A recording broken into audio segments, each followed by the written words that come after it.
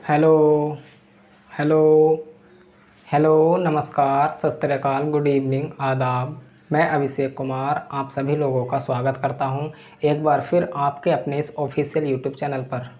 जैसे कि आप सभी लोग जानते होंगे कि हमारा एलसीएम और एचसीएफ चल रहे हैं आपके साथ मिलकर, तो आप लोग ये भी जानते होंगे कि हमने सबसे पहला आपको एलसीएम और एचसीएफ चैप्टर का बेसिक कवर कराया।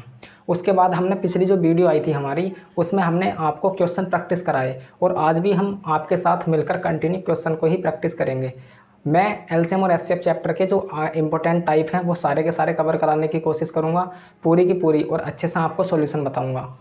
आपको ध्यान लगाकर इनको देखना है, समझना है। आज भी हम इन क्वेश्चंस को प्रैक्टिस करेंगे। क्वेश्चन प्रैक्टिस करते समय अगर आप नए स्टूडेंट हैं तो पहली बात तो आपको बेसिक पढ़ना चाहिए इस चैप्टर का। उसी बेसिक पढ़ने के बाद ही आपको क्वेश्चन पर जाना चाहिए, तब आपको ज़्यादा समझ में आएगी बातें, क्योंकि मैंने बेसिक में बहुत ज़्यादा डिटेल में बताया है इसको। आपको दूसरी बात ये ध्यान रखनी है कि जब मैं आपको यह क्वेश्चन प्रैक्टिस कराऊं तो आपको सबसे पहले क्या करना है, सबसे पहले आपको वीडियो को पॉज करके पहले खुद ही ट्राई करना, स्वयं ट्राई करना हम क्वेश्चन सॉल्व कर पा रहे हैं या नहीं कर पा रहे। देन आपको क्वेश्चन का सॉल्यूशन देखना है। तो ये बात आपको ध्यान रखनी है। तो चलिए अब हम स्टार्ट करते हैं आपके साथ क्लास को मिलकर। बहुत अच्छे अच्छे सवाल होंगे इसमें। जैसे कि आपको पता होगा, बिल्कुल हम पहले जीरो से स्टार्ट करते हैं सवालों की, फिर हम अच्छे लेवल तक जाएंगे। तो सबसे पहला हम क्वेश्चन नंबर स्टार्ट करते हैं 10 को। तो ये क्वेश्चन नंबर 10 आपके सामने लिखा हुआ है 3 की पावर 2002 प्लस 1, और यहाँ पर लिखा हुआ है 3 की पावर 2002 माइनस 1 का एचसीएफ बताना, मैथ्स पे क्या होगा। तो मैथ्स पे बताने के लिए हम करेंगे क्या, सबसे पहले इसको समझेंगे। आपको एक रूल तो पता ही होगा मैथमेटिक्स का, एक रूल होता है मैथमेटिक्स का, और वो रूल क्या होता उसको भी समझ लीजिए। रूल ये होता है, रूल क्या होता है इसका मैथमेटिक्स का।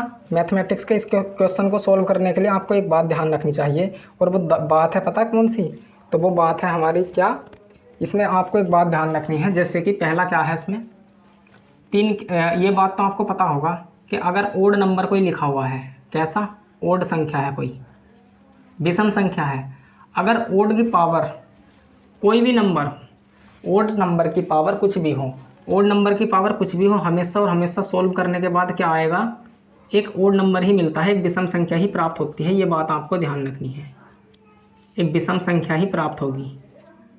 पहली बात हमने आपको क्या बताया, पहली बात यही बताई है आपको कि अगर आप कभी भी क्या करते हैं, ओड नंबर लेते हैं, अगर आप ओड नंबर की पावर कुछ भी कर लो, ओड नंबर की पावर आपका मन कर रहा है कि मैं तो ओड नंबर की पावर ओड करता हूँ, तो अगर आप ओड नंबर की पावर ओड करोगे तब भी एक ओड नंबर प्राप्त होगा। अगर आप ओड नंबर की पावर इवन करते हो तब भी एक ओड नंबर ही प्राप्त होता है सॉल्व करने के बाद। जैसे फॉर एग्जांपल, अगर आप मान लो ओड नंबर आप कुछ भी ले सकते हैं, मैं मान के चलता हूँ कि 3 ले लिया हमने। अगर आप 3 की पावर 3 करके देखते हो तो कितना आता है, 27। 27 कैसी संख्या है, आपका जवाब होगा 27 एक विषम संख्या है। तो बताओ, ये एक ओड नंबर था, बिल्कुल ओड नंबर था। ओड नंबर की पावर आप कुछ भी करके देख लो, ओड नंबर की पावर ओड करें तो ओड नंबर प्राप्त हुआ। अब आप 3 की पावर 2 करो, कितना आएगा, 9। 3 की पावर या 5 की पावर आप 3 करके देखो कितना आता है, 125। 5 की पावर आप 2 करके देख लो या 4 करके देख लो, कितना आएगा, 625। तो यहाँ बताओ, जब आपने ये सोल्व करके देखा सवाल, तो मैंने इसलिए ये बात लिख दी क्या, कि ओड नंबर की पावर चाहे ओड हो, ओड नंबर की पावर चाहे इवन हो, सोल्व करने के पश्चात तो हमेशा और हमेशा कैसा नंबर आएगा, ओड। तो ये बात मैंने लिख दी कि ओड नंबर की पावर कुछ भी हो, हमेशा और हमेशा सोल्व करने के बाद एक ओड संख्या ही आएगी। सबसे पहला ये पॉइंट पता होना चाहिए था आपको इस सवाल को करने के लिए, तो आपको ये नोट करना है। बोलो, समझ गए। अब मैं आपको ये साफ करके बता देता हूँ कि स्कोर कैसा सोल्व करेंगे, हम आगे कैसे सोल्व करेंगे। देखिए, अब ये 3 की पावर 2002 था, 3 की पावर 2002 है, तो हमें एक बात तो पता है, अगर हम इसको सोल्व करेंगे तो हमेशा और हमेशा एक ओड नंबर तो आना निश्चित है। ये बात तो कन्फर्म है। आप बोलोगे बिल्कुल सही बात है, क्योंकि ओड की पावर तो कुछ भी हो, हमेशा एक ओड संख्या प्राप्त होगी। बिल्कुल ठीक है बात। अब ये बताओ, ये जो पहली संख्या दी गई है हमें, n1 मान लेते हैं हम इसको, ये दे रखा 3 की पावर 2002, तो 3 की पावर 2002 की जगह पर क्या आएगा, एक ओड नंबर आना है, एक ओड संख्या आएगी, -1 इस फॉर्म में लिखी हुई है। n2 एक दूसरा नंबर जो है +1, N2 जो दूसरा नंबर है वो भी एक ओड नंबर -1 इस फॉर्म में आएगा निकल के। अब आप बताओ, अगर आप ओड नंबर में कुछ भी जोड़ते हो तो हमेशा और हमेशा कैसा नंबर प्राप्त होगा? आपका जवाब आएगा इवन। अगर आप ओड नंबर में से एक घटाते हो तो क्या आएगा? इवन नंबर प्राप्त होता है। और ये पता है ये दोनों कैसे इवन नंबर होंगे? ये दो लगातार सम संख्याएं होंगी। दो लगातार सम संख्याएं होती इस फॉर्म में लिखी हुई, ओड +1 ओड -1। अगर आप कभी भी दो लगातार सम संख्याएं लिखना चाहते हो तो ओड +1 ओड -1। और दो लगातार सम संख्याओं का जो एचसीएफ होता है, दो लगातार सम संख्याओं का जो एचसीएफ होगा वो हमेशा और हमेशा कितना होता है? एचसीएफ 2। तो ये N1 और N2 ये और कुछ नहीं बल्कि ये दोनों के दोनों क्या है? दो लगातार सम संख्याएं लिखी हुई हैं। और दो लगातार सम संख्याओं का जो एचसीएफ है वो कितना होता है? 2। 2 हमारे सवाल का क्या है? आंसर है। और अच्छे से समझ सकते हो, आप बोलोगे कि N1 ओड +1 है, इवन संख्या प्राप्त हो गई, ओड -1 इवन नंबर प्राप्त होता। ये दो लगातार सम संख्याएं कैसी हैं? सबसे पहले तो आपको बेसिक पढ़ के आना चाहिए, बेसिक में ये बातें मैंने बताई हैं। लेकिन अगर आप नहीं भी पढ़ना चाहते तो आप समझिए, आप अपनी मर्जी से जो मन करें कोई भी ओड नंबर मान लीजिए अपनी इच्छा अनुसार। तो मैं मान के चलता हूँ कि मैंने एक ओड नंबर मान लिया 9, ठीक है। अगर आप 9 में से 1 घटाते हो तो कितना प्राप्त होगा? 8। ओड -1 एक इवन नंबर प्राप्त हुआ, बिल्कुल। अगर आप 9 में +1 करते हो, 9 + 1 कितना प्राप्त होगा? 10।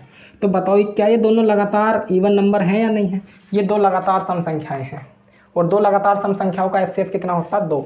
अगर आप इनका एचसीएफ निकाल के भी देखोगे तब भी हमेशा और हमेशा कितना आएगा निकल के? 2। तो ये था आपके सामने क्वेश्चन नंबर 10। बताओ समझ में आया या नहीं आया?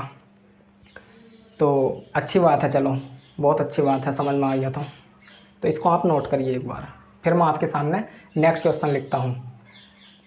चलिए नोट करिए इसको।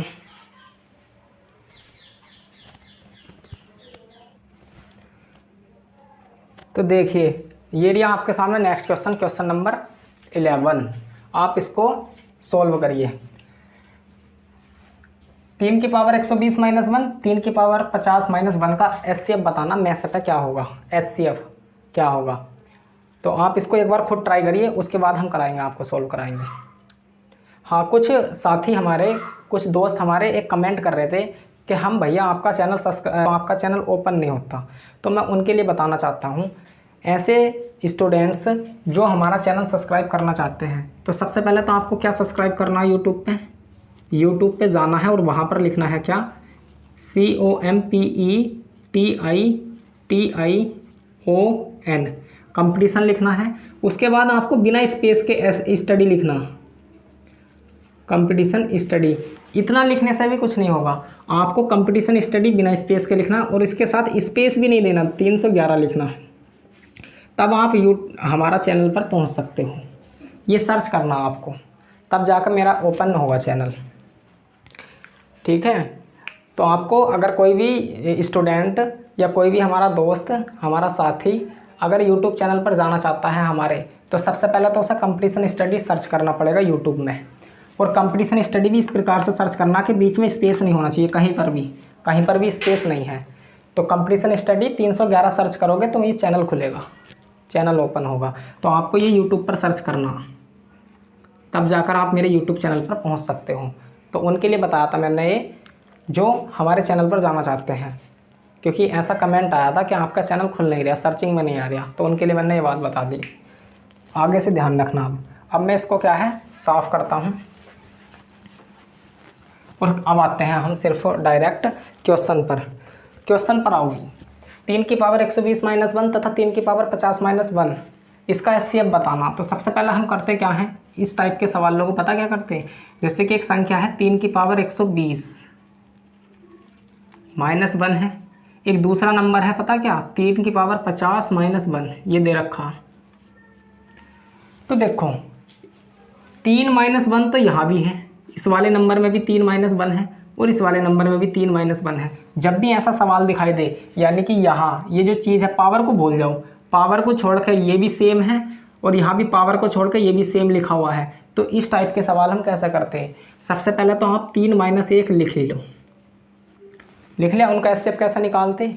उसके बाद ये जो पावर, अब आप बोलोगे 3 - 1 इसमें भी था, इसमें भी था, हमने ये तो लिख लिया। अब हम पावर का क्या करेंगे, तो पावर का एचसीएफ निकालना और उसको यहाँ लिखना।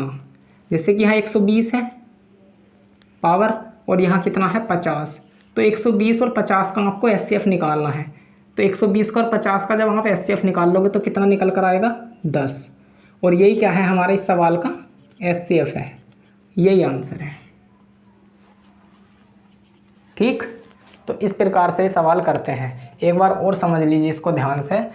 जब भी यहाँ जैसे कि 5 - 1 होता है, यहाँ भी 5 - 1 होता है। पावर पे ध्यान मत दो आप, पावर को आपको भूलना है। जब भी यहाँ सेम चीज़ लिखी हुई हो, यहाँ भी सेम हो या अगले नंबर में भी सेम हो, तो पहले तो वो लिख लेते 3 - 1। उसके बाद अगर यहाँ पावर जो होती, यहाँ जो पावर है, यहाँ जो पावर है, उसका निकालते एचसीएफ और वो पावर लगा देते, वही हमारा क्या होता, करेक्ट आंसर होता। बात समझ में आई या नहीं आई? बिल्कुल आ गई होगी, ऐसी हम उम्मीद करते हैं। तो ये क्या है हमारे क्वेश्चन का आंसर है। तो ऑप्शन में भी है 3 की पावर 10 - 1, यही क्या है हमारा करेक्ट आंसर है। आप इसको नोट करिए। फिर मैं आपको नेक्स्ट क्वेश्चन करा देता हूँ। चलिए,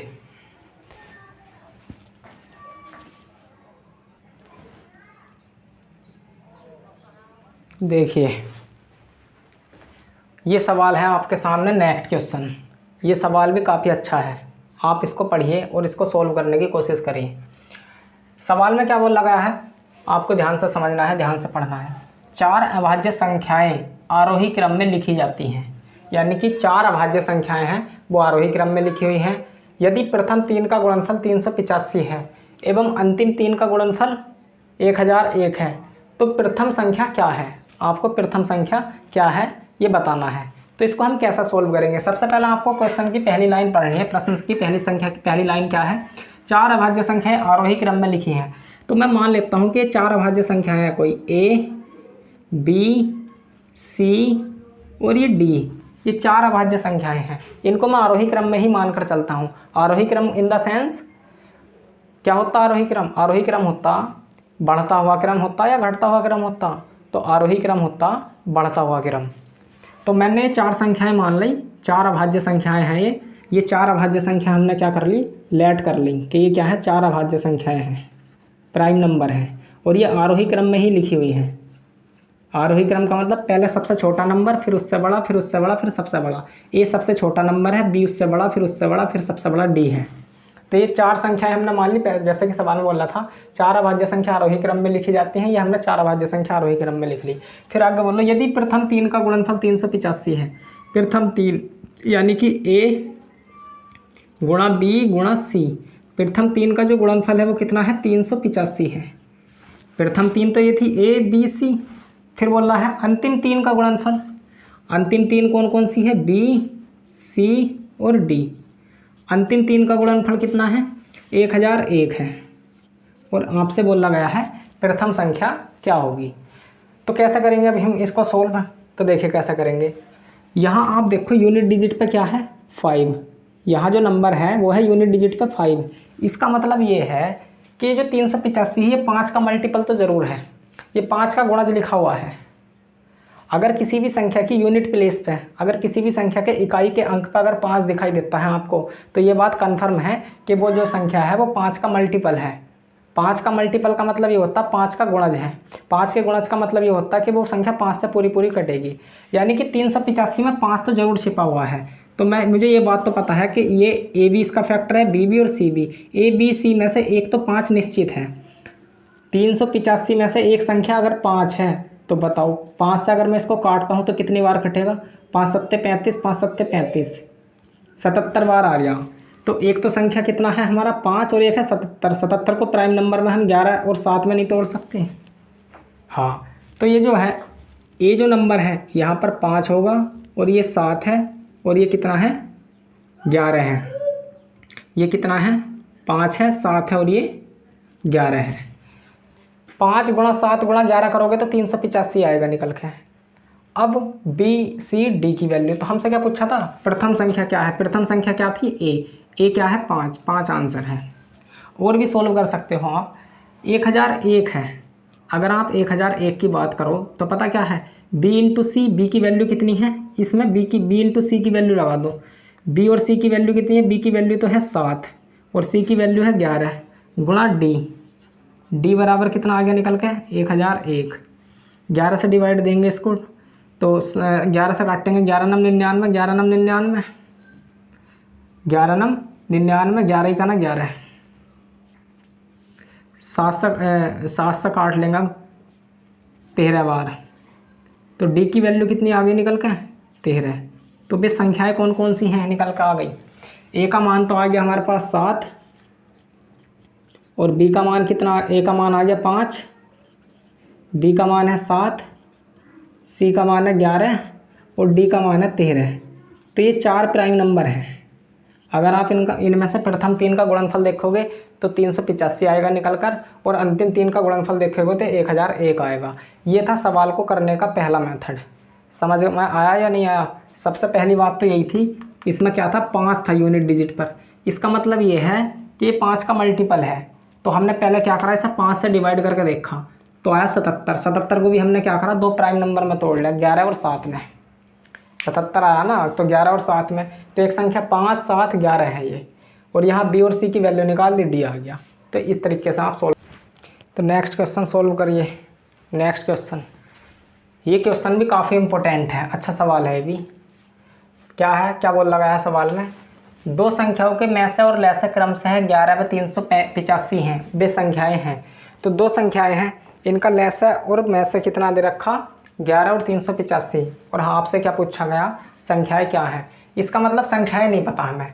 और ये बात मैंने बताया था, जब भी आप एलसीएम और एचसीएफ चैप्टर का क्वेश्चन सोल्व कर रहे हो और आपको अगर संख्याएं नहीं पता तो आप संख्याएं क्या मान सकते हो, आप संख्याएं मान सकते हो कि पहली जो संख्या होगी वो n1 होगी, और जो पहली संख्या होगी ये HCF इंटू ए की फॉर्म में लिखी हुई होती है, HCF इंटू ए, और जो दूसरी संख्या होगी वो n2 होगी, ये भी HCF इंटू बी की फॉर्म में। ये हम संख्याएं मान सकते हैं या नहीं मान सकते, आप बोल लोगे बिल्कुल मान सकते हैं। ध्यान रखना यहाँ पर ए और बी को प्राइम नंबर होने चाहिए, सहभाज्य संख्याएं होती।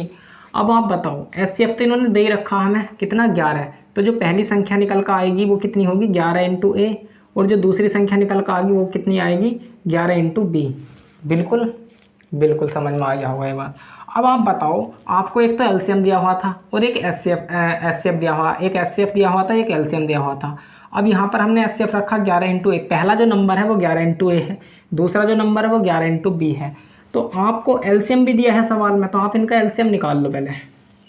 अगर आप इनका एलसीएम निकालते हो यहाँ इन दोनों पहली संख्या और दूसरी संख्या का, तो 11 निकल का आएगा, एक तो कॉमन फैक्टर 11 है, इंटू ए इंटू बी, यही तो निकल का आएगा, यानी कि 11 ए बी एलसीएम निकल का आएगा। यहाँ आपको एलसीएम दिया हुआ कितना है 385, तो यहाँ रखेंगे 385, एलसीएम की जगह पर 385 इंटू 11 इंटू ए इंटू बी।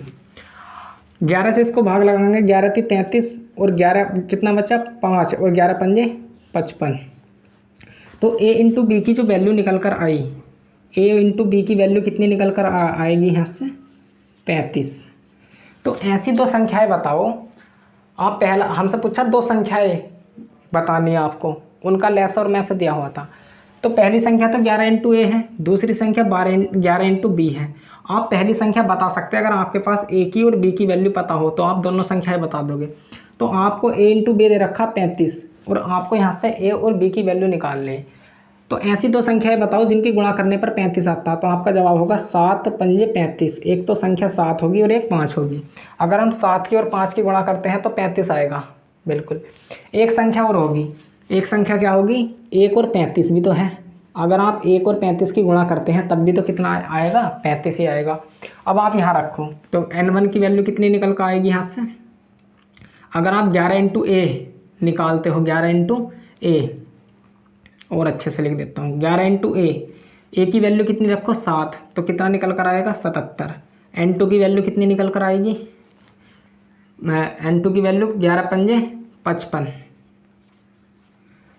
अगर आप 1 रखते हो तो n1 की वैल्यू 11 इंटू 1 11 आएगी निकल के, और n2 की वैल्यू कितनी निकल कर आएगी, n2 की वैल्यू कितनी निकल कर आएगी यहाँ से। अगर आप 35 रखोगे तो 35 की गुणा 11 में करेंगे, 11 पंजे 55 और 11 थे 33 8 385। तो संख्याएं क्या निकल कर आई हमारी, तो 77 और 11 निकल कर आई, या 55 और 385 ये दो नंबर हैं। यही क्या है हमारे सवाल का आंसर है, ऑप्शन नंबर 1। 11 या 385, 11 या 385 आएगी निकल के। ये दोनों संख्याएं आ गई निकल कर। एक तो ये है 11 385 और एक ये है 77 55। ये दो संख्याएं निकल कर आएगी हमारी, नोट करो। तो ये एक मेथड था सवाल करने का। बहुत अच्छा सवाल था ये भी, आपको इसको नोट करना है अच्छे तरीके से। बोल लो समझ में आया या नहीं आया? तो बिल्कुल समझ में आ गया होगा। अब आपको एक बात ध्यान रखनी है, जो भी ये सवाल हम करा रहे हैं आपको बिल्कुल ध्यान से समझना है इनको। बहुत इंपॉर्टेंट सवाल हैं ये, तो आपको बिल्कुल ध्यान से देखना है इनको, और थोड़ा इधर उधर की बातों पर कम ध्यान देना है। आपको ज़्यादा से ज़्यादा समय क्या है, पढ़ाई पर को देना है। पढ़ाई को बहुत ज़्यादा समय देना है आपको, बहुत कम समय देना और चीज़ों को। फर्स्ट प्रायोरिटी आपकी क्या होनी चाहिए, पढ़ाई, और उसके बाद आपको सारे काम रखने हैं। तो खूब मेहनत से पढ़ना है, मन लगाकर पढ़ाई करनी है। बहुत सारे स्टूडेंट क्या करते हैं, इधर उधर जाते हैं आते हैं, बिना मतलब का समय ख़राब करते हैं। आप बिल्कुल तसल्ली से, इत्मीनान से पढ़ते रहिए, आपको एक दिन ज़रूर सफलता मिलेगी। एक शायरी भी याद आ गई, कहो तो सुना देता हूँ। बोलो, चलो सुनाई देता हूँ। मिला वक्त तो तेरी जुल्फ़े सुलझाऊँगा मैं, कि मिला वक्त तो तेरी जुल्फ़े सुलझाऊँगा मैं, अभी तो खुद उलझा हूँ वक्त को सुलझाने में, और वक्त ही कितना लगता है जुल्फ़े सुलझाने में, मगर ज़िंदगी गुजर जाती है वक्त को सुलझाने में। ये बात आपको बिल्कुल ध्यान रखनी है। सही है? ये लीजिए, नेक्स्ट सवाल आपके सामने लिखा गया है। 13 की पावर 7 प्लस 11 की पावर 7 तथा 13 की पावर 5 प्लस 11 की पावर 5 का एचसीएफ बताना आपको क्या है। तो चलिए इसका सॉल्यूशन क्या है। जब भी आपको कभी भी इस फॉर्म में कोई चीज़ लिखी हुई हो, अलजेब्रा में ध्यान रखना है, ए की पावर 7 प्लस बी की पावर 7, अगर कोई चीज़ इस प्रकार से लिखी हुई है, या ए की पावर 5 प्लस बी की पावर 5 इस तरीके से लिखी हुई है, ए की पावर 11 प्लस बी की पावर 11, जब भी आपको ये सवाल इस तरीके से लिखा हुआ दिखाई देता है ना, तो इनका पता क्या होता है एचसीएफ। अगर आप इसका, ये एक फॉर्मूला होता है अलजेब्रा में, हम आपको बताएंगे जब आप अलजेब्रा पढ़ोगे ना। काफ़ी इंटरेस्टिंग चैप्टर है एडवांस मैथ का, तो अलजेब्रा में इन सब के फॉर्मूले में बताऊंगा। फिलहाल के लिए आप इतना ध्यान रखना, जब भी इस तरीके से कोई सवाल लिखा हो तो उनका जो एचसीएफ है ए प्लस बी इंटू समथिंग होता है एक फार्मूला। यहाँ भी क्या आता, ए प्लस बी आता, फिर आगे भी एक फार्मूला होता ए प्लस बी, आगे भी क्या होता लिखा हुआ होता। तो जब भी आपको ये दिखाई देता, तो इनका जो एचसीएफ है ना, इस तरीके के सवालों का जो एचसीएफ होगा वो हमेशा और हमेशा कितना होता, ए प्लस बी होगा। तो यहाँ देखो क्या लिखा हुआ है, 13 की पावर 7 प्लस 11 की पावर 7 है, और 13 की पावर 5 प्लस 11 की पावर 5 है। तो इनका जो एचसीएफ होगा, ये पहली संख्या मान लीजिए आप, और ये दूसरी संख्या मान लो। तो आप कुछ भी करो, यहाँ भी 13 प्लस 11 तो आने वाला है, आगे भी आएगा कुछ और यहाँ भी कितना आएगा, 13 प्लस 11। ठीक, तो इनका जो एचसीएफ है ये है, ये क्या है, कॉमन फैक्टर होता है, हाईएस्ट कॉमन फैक्टर। तो इनका जो एचसीएफ है वो कितना है, 13 प्लस 11 है। 13 प्लस 11 यानी कि 13 और 7 20 और 4 24, 24 आंसर है इसका। ये लो भाई, बोलो दोस्तों। तो इसका आंसर क्या है, 13 प्लस 11 24 आंसर है। काफ़ी अच्छा सवाल था, ये भी बेहतरीन सवाल था, आपको इनको नोट करना है। बोलो, समझ गए? चलिए, तो अब मैं क्लास यहीं पर एंड करता हूँ। मिलते हैं आपसे नेक्स्ट वीडियो में। Thank you, okay bye, take care.